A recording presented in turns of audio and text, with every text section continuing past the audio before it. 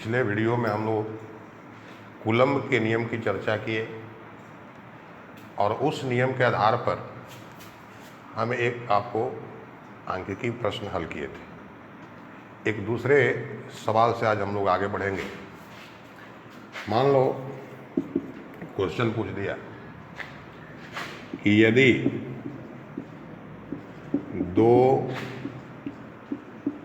बिंदु आवेशों के बीच की दूरी 25% बढ़ा दी जाए तब आवेशों के बीच लगने वाले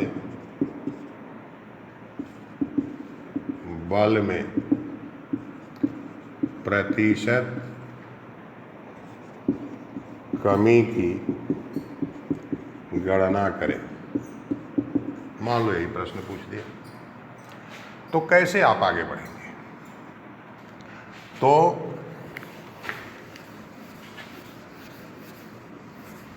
प्रारंभ में मान लीजिए दोनों आवेशों के बीच की दूरी जब आ रहे तो उनके बीच लगने वाला बल F = 1/4πε0 Q1 Q2/r²। अब कहता है दूरी में कितने प्रतिशत की वृद्धि कर दी गई? 25%, 25%। तो नई दूरी R1 = R + R का कितना परसेंट? 25%। ये कितना हो गया? LCM 4 हो जाएगा ना, तो 4R और R 5R/4। तो जब दूरी हो गई 5R/4 तब बल F1 = 1/4πε0 Q1 Q2/r1²। इसको आप क्या लिखेंगे? 1/4πε0 Q1 Q2/r1 की जगह पर इसको रखना है और इसका स्क्वायर, तो ये हो गया 25R²/60। ये बराबर क्या हो गया? इसको ऊपर ले लेंगे, 16/25 16/25 1/4πε0 Q1 Q2/r²। इतने के जगह पर आप क्या लिख सकते हैं? F। तो 16F/25। जैसे दूरी में 25% की वृद्धि कर दी गई, बल F1 का मान हो गया 16F/25। हम लोग को क्या गणना करनी है? बल में कितना प्रतिशत की कमी होगी? तो इसके लिए हमेशा याद रखिए, कमी या वृद्धि निकालने के लिए पहले ऊपर आप कमी या वृद्धि को लिखेंगे, फिर उसको मूल मान से डिवाइड करेंगे और 100 से गुना कर देंगे, जैसे आप प्रतिशत लाभ और हानि का सवाल बनाते हैं। तो बल के मान में प्रतिशत कमी बराबर, तो मूल बल में से बाद वाले बल को क्या करेंगे? घटा देंगे, कमी हो गया, बटा में मूल मान गुना 100। यही सूत्र हो गया। तो F - इसका मान कितना आया था? 16F/25 अब बटा F गुना में क्या हो गया? 100। अब आप इसको हल कर सकते हैं, इसमें कोई बड़ी बात नहीं। यहाँ LCM 25 हो गया, यहाँ जाएगा ना, तो 25F - 16F बटा ये 25 यहाँ रह गया गुना 100। अब देखो इससे कट गया, 4 हो गया। 25F में से 16F घटा दीजिए, कितना बचेगा? बोलिए। तो इसमें से इसको घटाएंगे 9F/F गुना 4। ये कैंसिल होगी, तो 36%। यानी जब दूरी 25% बढ़ाई गई तो बल में कितना परसेंट की कमी हो गई? 36%, 36% की।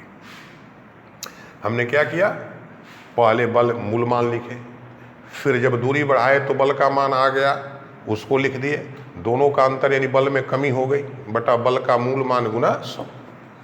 इस F1 के जगह पर जो मान आया था हमने रख दिया 16F बटा 25, LCM 25 हो गया ना, 25F माइनस 16F बटा 25F गुना 100।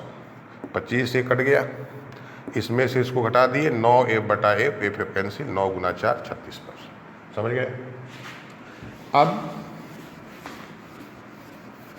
हम लोग चर्चा जो किए कूलम के नियम में, तो वहाँ भी बल के केवल परिमाण की चर्चा की गई है। अब हम लोग चर्चा करेंगे सदिश रूप में कूलम्ब का नियम। सदिश रूप में कूलम्ब का नियम। Coulomb's law in vector form. हम लोग क्या लिए थे? दो बिंदु आवेश लिए थे, मान लो Q1 और Q2, इनके बीच की दूरी है R। अब यह जो आवेश Q1 है बिंदु A पर है, ये बिंदु B पर। यह बल आवेश इस आवेश को प्रतिकर्षित करेगा और ये आवेश इसको प्रतिकर्षित करेगा। तो दोनों एक दूसरे पर जो बल लगाते हैं, दोनों का परिमाण तो बराबर होता है, लेकिन दिशा किधर होगी इसी की चर्चा हम लोग को करना है। तो यह जो आवेश है इसको प्रतिकर्षित करेगा, हम इसको इधर दिखा दिए तीर के चिन्ह से। अब बल किस पर? तो जो आवेश B पर स्थित है, किसके द्वारा? जो आवेश A पर स्थित है। इसे दर्शाने का तरीका है F, यहाँ BA लिखा हुआ है। इस संकेत का यही मतलब है कि B पर स्थित आवेश पर लगने वाला बल किसके द्वारा? तो A पर स्थित आवेश के द्वारा। यहाँ ये सदिश का चिन्ह हम लोग दर्शाते हैं। इसी प्रकार से यह आवेश Q2 इस Q1 को इधर प्रतिकर्षित करेगा। इसको हम लोग क्या लिखेंगे? तो FAB, मतलब A पर जो स्थित आवेश है उस पर B पर स्थित आवेश द्वारा आरोपित बल FAB। AB लिखने का ही मतलब है। अब हम लोग कूलम्ब के नियम से इस FBA को लिखेंगे। तो FBA इक्वल टू, सूत्र क्या है? 1/4 pi epsilon naught Q1 Q2 by RS। ये परिमाण हो गया। इस बल की दिशा दिखानी है, तो बल की दिशा किधर से किधर है? तो A से B की ओर जा रही है दिशा, यानी यहां पर जो बल की दिशा है वो दाईं ओर है।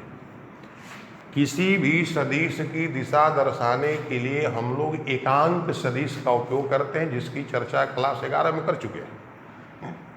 एकांक सदिश के लिए एक स्पेशल, एक खास चिन्ह है। कैसा चिन्ह है? तो किसी भी अल्फाबेट के ऊपर यदि एक कैप लगा हुआ है, इसको क्या पढ़ेंगे? एकांक सदिश R। इसका उपयोग जो है हमेशा दिशा को व्यक्त करने के लिए किया जाता है, क्योंकि एकांक सदिश का परिमाण एक होता है, इसलिए गुणा करने से उस राशि के परिमाण पर कोई अंतर नहीं आता है। तो अब इस बल की दिशा चूंकि A से B की ओर है, तो इसको हम लिख देते हैं RAB, कैप लगा दिए, मतलब एकांक सदिश RAB। अब देखो, किसी भी सदिश में जब उसके परिमाण से भाग करते हैं तो यहां पर तदनुरूपी एकांक सदिश प्राप्त होता है। यह सूत्र है। तो इस एकांक सदिश RAB के जगह पर RAB सदिश बटा इसका परिमाण लिख सकते हैं, और RAB का परिमाण हो चाहे RBA का परिमाण हो, कितने के बराबर है? R के। तो इसको आप लिख सकते हैं RAB by R equal to एकांक सदिश RAB। तो इसके जगह पर जब हम इसको रखेंगे तब क्या होगा? तो होगा B A equal to 1/4 pi Q1 Q2 बटा आर क्यू हो जाएगा। क्यों?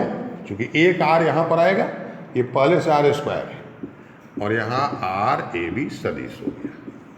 समीकरण 1। अब इसी प्रकार से इसके लिए हम लिखेंगे, तो क्या लिखिएगा इसमें? तो F A B equal to 1/4 pi epsilon naught Q1 Q2 by R square. अब इसकी दिशा बी से ए की ओर है, तो यहाँ एकांक सदिश आर बी ए लिखिएगा। फिर इसको हटा करके यहीं पर क्या लिख दीजिएगा? 1/Q1 Q2 by R cube R B A. अब देखो, आर ए बी और आर बी ए दोनों का परिमाण बराबर है, दिशा विपरीत है, इसको विपरीत सदिश हम लोग कहते हैं। तो चूंकि R B A equal to minus R A B, इसलिए F A B equal to minus 1/4 pi epsilon naught Q1 Q2 by R cube, और इसके जगह पर आप क्या लिखेंगे? R A. इसको समीकरण। अब इसको और इसको मिलाइए, तो एफ ए बी और इतना के जगह पर आप एफ बी ए लिख सकते हैं। तब समीकरण 1 तथा समीकरण 2 से क्या लिखिएगा? F A B equal to minus F B A. क्या निष्कर्ष निकला? तो दोनों आवेश एक दूसरे पर समान परिमाण के बल लगाते हैं, और दोनों द्वारा आरोपित बलों की दिशाएं एक दूसरे के क्या होती है? विपरीत होती है। अर्थात इस कूलम्ब के नियम में एक प्रकार से गति के तृतीय नियम का पालन होता है। क्या है तृतीय नियम? प्रत्येक क्रिया के बराबर विपरीत प्रतिक्रिया। वहां भी दो बल, दोनों बल का परिमाण बराबर, दिशा विपरीत, और वो भी वहां दो अलग अलग वस्तुओं पर लगते हैं। इसी प्रकार से यहां भी ये दो बल हैं, दोनों का परिमाण बराबर है, दिशा विपरीत है, और ये भी दो अलग अलग आवेश पर लग रहे हैं। तो इस प्रकार से सदिश रूप में दो आवेशों के बीच लगने वाले बल को जनरल रूप में कैसे लिखा जाए? तो F equal to 1/4 pi epsilon naught Q1 Q2 by R square R cap, या F equal to 1/4 pi epsilon naught R cube सदिश। यहां पर ध्यान रखेंगे, अगर ये पूछ दे कि निम्नलिखित में कूलम्ब नियम का सही रूप क्या है, आपको ध्यान नहीं देना है। अगर केवल बल परिमाण के रूप में है तो यहां पर आर स्क्वायर होगा। अगर यहां पर एकांक सदिश का चिन्ह है, इसका मतलब यहां पर आर स्क्वायर ही रहेगा। लेकिन अगर यहां पर सदिश आर लिखा हुआ है तो यहां पर क्या होगा? Are Q. ये ऑब्जेक्टिव के लिए याद रखना है। सवाल के दृष्टिकोण से एफ का परिमाण के जो सूत्र पहले हम लोग कल पढ़े थे उसी का उपयोग होता है। अब इसके बाद इसी कूलम्ब के नियम को स्थिति सदिश के रूप में लिखा जाता है। स्थिति सदिश के रूप में कूलम्ब का नियम। अब देखो, स्थिति सदिश की चर्चा हम लोग क्लास 11 में किए हैं। मूल बिंदु के सापेक्ष किसी भी वस्तु के स्थिति को व्यक्त करने के लिए जिस सदिश का उपयोग होता है वही उसका स्थिति सदिश कहलाता है। तो अब मान लो यही आवेश Q1 है और ये Q2 है, ये बिंदु A है और ये B है। अब इन दोनों बिंदुओं का स्थिति सदिश दिया हुआ है। मान लो ये मूल बिंदु है, इसका स्थिति सदिश R1 और इसका स्थिति सदिश R2। दोनों आवेश के बीच की दूरी नहीं दी गई है और तब कहा जाए कि कूलम्ब के नियम को लिखिए। इस पर लगने वाला बल फिर वही है FAB और यहां पर FB। अब ध्यान देना है कि नियम में तो इस दूरी की आवश्यकता है, तो इस बल के लिए हमको दूरी AB निकालना होगा और इस बल के लिए दूरी BA। अब इसके लिए सदिशों के योग का जो त्रिभुज नियम हम लोग पढ़े उसका उपयोग किया जाएगा। अब देखो इस बल के लिए हमको क्या चाहिए, AB। तो AB के लिए त्रिभुज OAB। तो त्रिभुज नियम क्या है कि जब दो सदिश किसी त्रिभुज की दो क्रमागत भुजाओं द्वारा निरूपित होते हैं तो उनका जो परिणामी है त्रिभुज के तीसरी भुजा द्वारा विपरीत क्रम में निरूपित होता है। तो उस नियम के अनुसार OA प्लस AB, ये दो क्रमागत भुजाएं होंगी, ये किसके बराबर होगी, OB के बराबर, BO के बराबर नहीं, OB के बराबर। तो AB equal to OB minus OA। अब OB के जगह आपको दिया हुआ है R2, OA के जगह पर क्या दिया, R1। इस AB के जगह पर आप लिख सकते हैं RAB, R2 माइनस R1। अब इसका अगर परिमाण लिखना है मॉड, तो R2 माइनस R1। अब इस बल FBA आप लिख सकते हैं, क्या लिखिएगा, तो जो हम लोग इसके पीछे चर्चा किए सदिश रूप का, तो FBA equal to 1/4 pi epsilon Q1 Q2 by RQ। RQ के जगह पर इस मॉड का Q, यानी R2 माइनस R1 के मॉड का Q। सदिश R के जगह पर R2 माइनस R1। इसी प्रकार से इस बल के लिए हमको दूरी BA चाहिए, तब क्या करेंगे, त्रिभुज ले लेंगे OBA।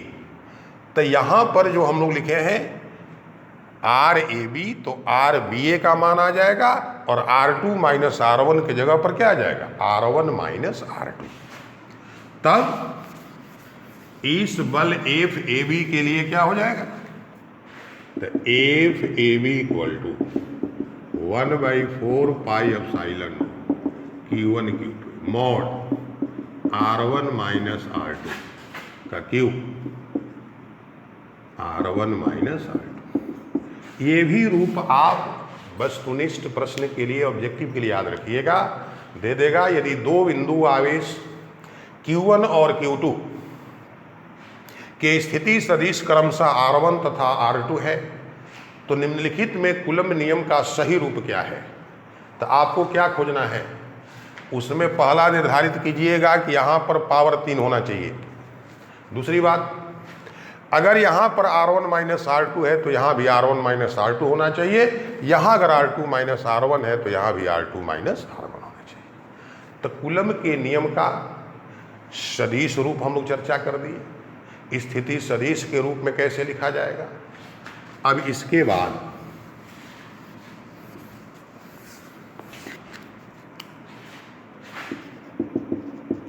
बलों के अध्यारोपण का सिद्धांत, principle of superposition of forces. इसका मतलब क्या है, तो बल क्या है, सदिश राशि है।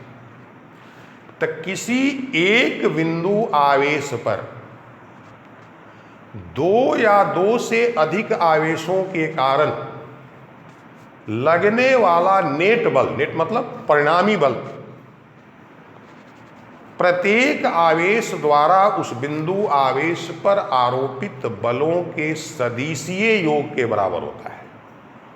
इसका एक ही तात्पर्य है कि अगर किसी एक आवेश पर दो आवेश के कारण 3 आवेश के कारण, 4 आवेश के कारण बल की गणना करनी है, तो आप क्या करेंगे?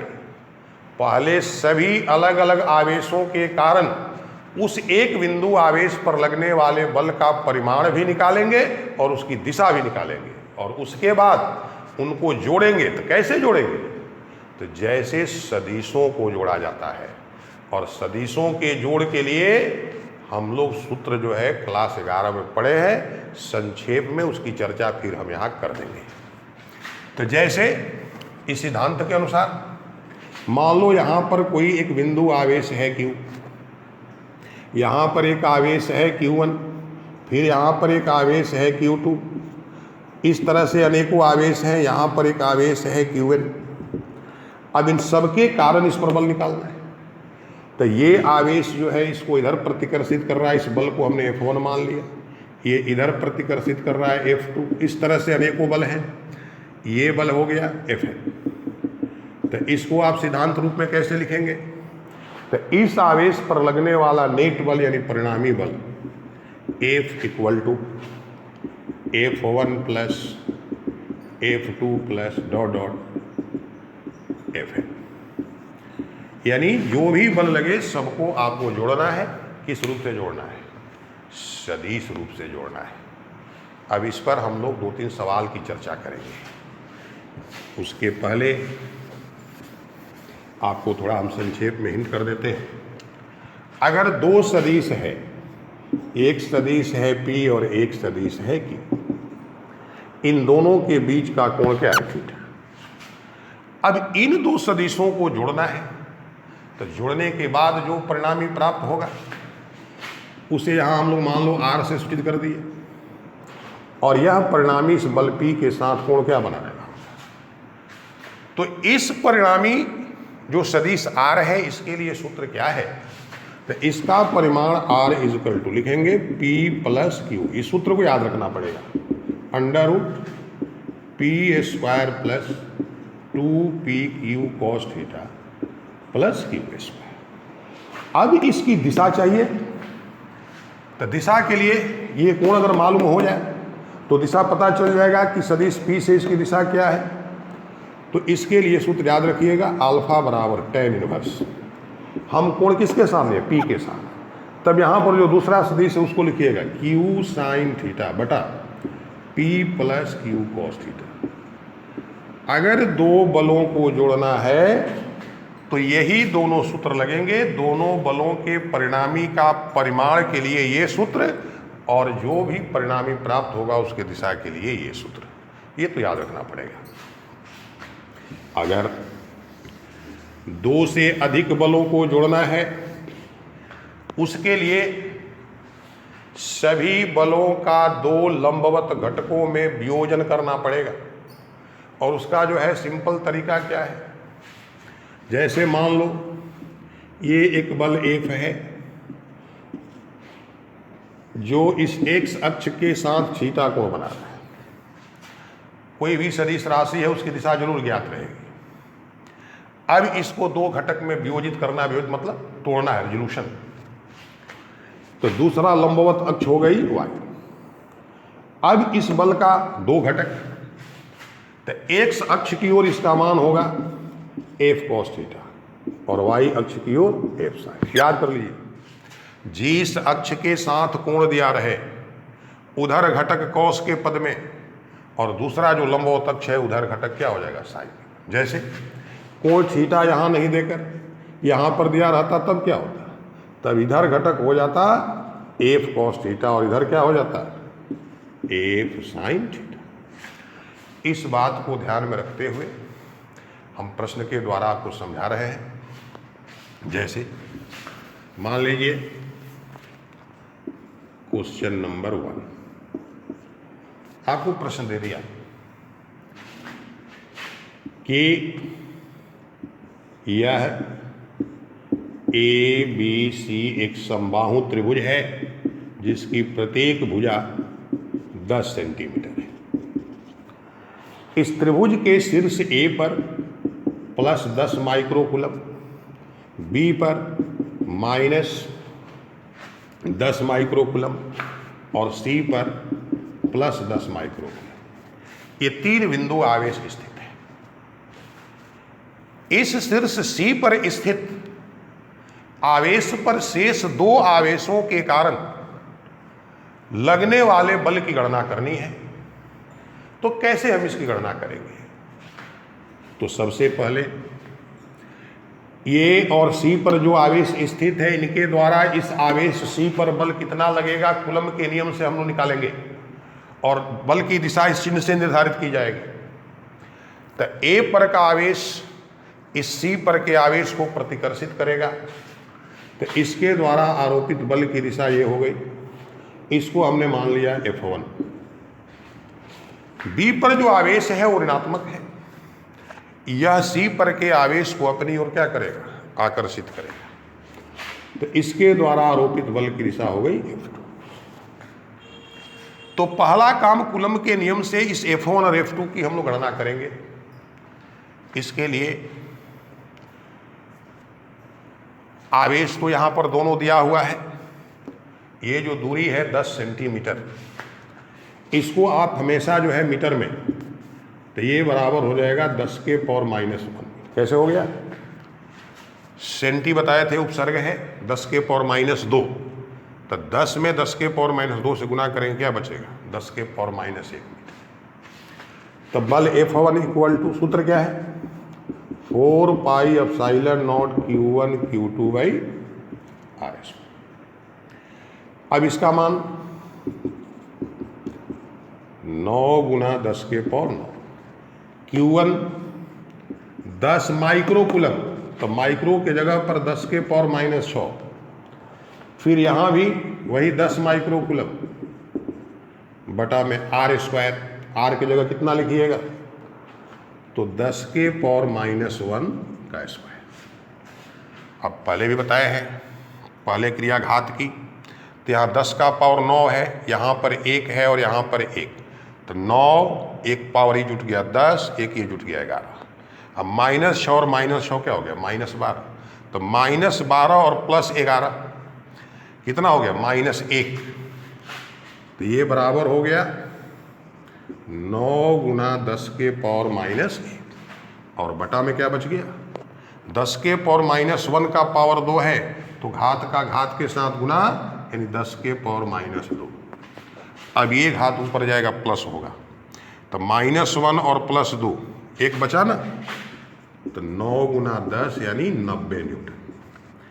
इस बल की गणना हो गई। इसी प्रकार से यह जो बल है F2, इसके लिए सूत्र यही है Q1 Q2 by R²। Data same है, यहाँ 10-10, इसमें भी 10-10 था, दूरी वही है, तो ये भी मान जब आप हल करेंगे यही आएगा 90 न्यूटन। दोनों बल निकल गए। अब जोड़ने के लिए हमने क्या बताया कि दो सदिश को तभी जोड़ सकते हैं जब उनके बीच का कोण मालूम हो। तो इस ज्यामिति के अनुसार चूंकि ये त्रिभुज समबाहु है, ये कोण कितना डिग्री का? 60 डिग्री। तो इनके बीच का जो एक कोण है हो जाएगा 120 डिग्री। तो आपको मालूम हो गया, क्या क्या मालूम हो गया? F1 90 न्यूटन, F2 भी हो गया 90 न्यूटन, और थीटा हो गया 120 डिग्री।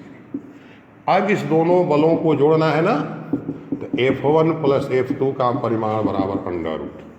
क्या सूत्र बताए? F1 square plus 2F1 F2 cos theta plus F2 square. अब आप आसानी से सबका मान रख करके इसको हल कर सकते हैं। क्या होगा? 90 का स्क्वायर, ये दोनों 90-90 गुना होगा तो 90 का स्क्वायर, थीटा 120 डिग्री, तो cos 120 डिग्री का मान -1/2, फिर प्लस क्या हो गया? 90 का स्क्वायर, ये 2 से 2 कट गया। यहाँ बचेगा -90 स्क्वायर, ये +90 स्क्वायर, खत्म। तो बच गया √ केवल 90 स्क्वायर यानी 90 न्यूटन। तो इस आवेश पर लगने वाला जो बल है वो 90 न्यूटन हो गया। परिमाण तो निकल गया। परिमाण की चर्चा तो हो गई, लेकिन अब दिशा। तो हम अभी आपको क्या दिखाए थे? ये बल F1 है, ये बल F2 है, इनके बीच का कोण हो गया 120 डिग्री। अब दोनों का ये जो परिणामी बल हमको मिला कितना न्यूटन, 90 न्यूटन, परिमाण आ गया। लेकिन इसकी दिशा क्या होगी, इसके लिए अगर हम मान लें कि यह जो परिणामी बल है इसके साथ कोण क्या बना रहे, अल्फा। हमने सूत्र क्या बताया आपको, alpha is equal to tan inverse. अब कोण आप F2 के साथ लिए हैं तो यहाँ लीजिएगा F1 साइन थीटा, तो थीटा दोनों के बीच का कोण कितना है, 120 डिग्री बटा F2 plus F1 cos 120 degree. तो tan इनवर्स F1 कितना है, 90, साइन 120 का मान √3/2, F2 90 और 90 कमन ले लीजिए, दोनों का मान 90, 1 कॉस 120 का मान -1 बटा, ये कैंसिल हो जाएगा। तब क्या बचेगा, tan इनवर्स √3/2 और 1 - 1/2 1/2, tan इनवर्स √3। तो tan के किस कोण का मान √3 होता है, 60 डिग्री। तो अल्फा इज इक्वल टू क्या हो गया, 60 डिग्री। मतलब यह जो परिणामी बल है वह बल F2 की दिशा से कितना डिग्री का कोण बना रहा है, 60 डिग्री का। एक प्रकार से आप कह सकते हैं भुजा हम लोग क्या लिए थे, ABC, यानी इस बल की दिशा इस भुजा AB के समानांतर होगी। तो इस प्रकार से किसी एक आवेश पर दो आवेशों के कारण लगने वाले बल की गणना की जाती है। अब अगर दो से अधिक आवेश है तब क्या कीजिएगा। तो मान लीजिए दूसरा प्रश्न आपको बताते हैं।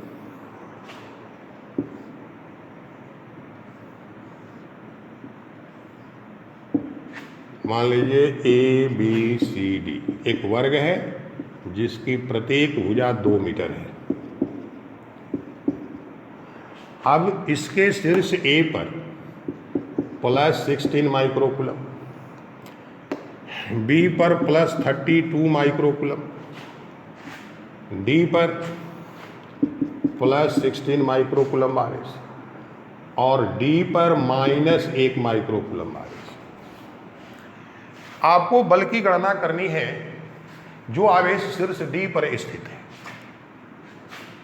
फिर काम वही, पहले बारी बारी से इस तीनों के कारण इस -1 माइक्रोकूलम पर लगने वाले बल की गणना हम लोग करेंगे।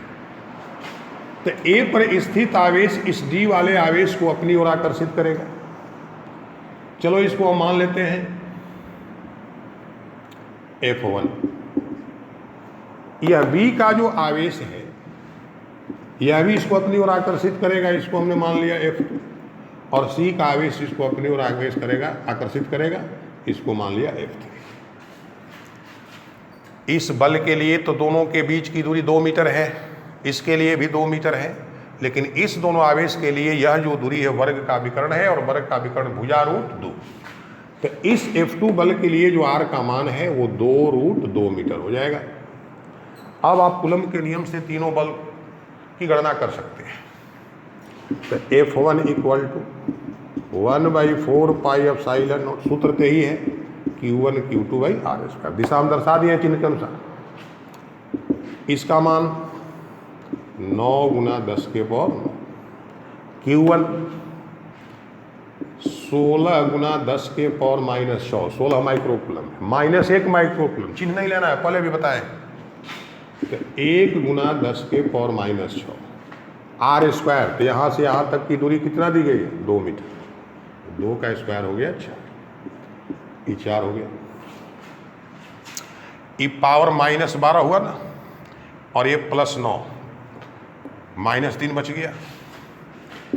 तो F1 का मान हो गया 36 × 10⁻³ न्यूटन। इसी प्रकार से अब इसकी गणना हम लोग करेंगे। F2 इक्वल, सूत्र हमेशा यही लगेगा। तो 9 × 10⁹। अब Q1 Q2 यहाँ पर कितना है, 32 × 10⁻⁻⁶, फिर यहाँ पर 1 × 10⁻⁻। दूरी यहाँ पर 2√2 है, इसका स्क्वायर हो जाएगा 8, फिर 4 हो गया। फिर बात वही हो गई 10 के पावर माइनस और 10 के पावर माइनस -12 प्लस 9 यानी -3 और 9 गुना 4 36 हो गया 10 के पावर -3। इसी प्रकार से इस F3 की भी गणना कीजिएगा तो यहाँ भी सेम केस है, जो यहाँ पर है वही यहाँ पर है। तो F3 का भी मान यही आएगा 36 गुना 10 के पावर -3। लेकिन अब इस तीन बलों को जोड़ने के लिए आपको पहले इनका वियोजन करना पड़ेगा। तो वियोजन के लिए ज्यामिति से आपको मालूम है ये कोण कितना होगा 45 डिग्री और ये भी कोण कितना होगा 45, यही पर तीनों बल लग रहे हैं। तो इसको हम एक अक्ष मान लेंगे x अक्ष और इसके लंबवत में एक दूसरा अक्ष मान लेंगे y अक्ष। अब ये जो बल F1 है, F2 और F3 तीनों का वियोजन कर दीजिए। हम समझाए इसके पहले आपको कि जिधर कोण है उधर घटक किसके पद में, कॉस के पद में। तो इस एक अक्ष की ओर F1 का घटक क्या हो जाएगा, F1 cos 45 डिग्री। फिर इसी F1 का ये एक अक्ष की ओर हो गया, y अक्ष की ओर F1 sin 45 डिग्री y अक्ष की। इधर हो गया F1 sin 45 डिग्री, इधर हो गया F1 cos 45 डिग्री। यह जो बल F2 है ये एक अक्ष पर ही है, तो जो एक अक्ष पर है इसका वियोजन नहीं। फिर F3, तो x अक्ष की ओर F3 cos 45 डिग्री और इधर क्या हो गया F3 sin 45 डिग्री। अब देखिए net force F equal to जो घटक x अक्ष की ओर है उसके साथ यूनिट वेक्टर एकांक सदिश I का उपयोग हम लोग करते हैं। तो x अक्ष में F1 cos 45 डिग्री है, तो F1 cos 45 डिग्री एकांक सदिश लगा दिए I। दूसरा घटक है F2, तो प्लस F2I। फिर तीसरा घटक है F3 cos 45 डिग्री I। अब चलते हैं y अक्ष की ओर। तो y अक्ष के जो घटक है उसके साथ यूनिट वेक्टर j, ऊपर की दिशा धनात्मक नीचे की दिशा ऋणात्मक, तो plus F1 sin 45 degree j और यहाँ minus F3 sin 45 degree j। Main काम हो गया। अब सबका मान रखिए, हल कीजिए, मान निकल जाएगा। तो F इक्वल टू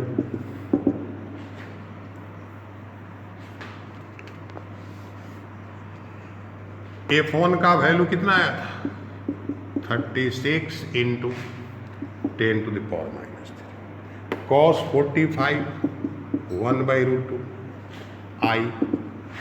F2 का भी मान वही है 36 into 10 to the power -3 cos 45 1/√2 I। Sorry, F2 का केवल वैल्यू हो गया 36 into 10 to the power -3 unit vector I। फिर plus F3 36 into 10 to the power -3 cos 45 का मान 1/√2 I। Plus F1 36 into 10 to the power -3 sin 45 का मान 1/√2 j minus F3 36 10 to the power -3 sin 45 1/√2। ये तो कैंसिल हो, सेम चीज। अब F इक्वल टू ये दोनों मान, तो 36 इंटू 10 to the power -3 तो सब में से कॉमन हो गया। यहाँ पर क्या बच गया 1/√2 I प्लस यहाँ पर क्या बच गया I plus 1/√2 I। 36 into 10 to the power -3 1 plus 2/√2 यानी √2 I। ये नेटवर्क फोर्स हो गया। तो इस प्रकार से किसी भी एक आवेश पर दो या दो से अधिक आवेशों के कारण यदि बल से संबंधित सवाल पूछा जाए तो आप बना सकते हैं। अब इसके बाद की चर्चा हम लोग नेक्स्ट वीडियो में करेंगे।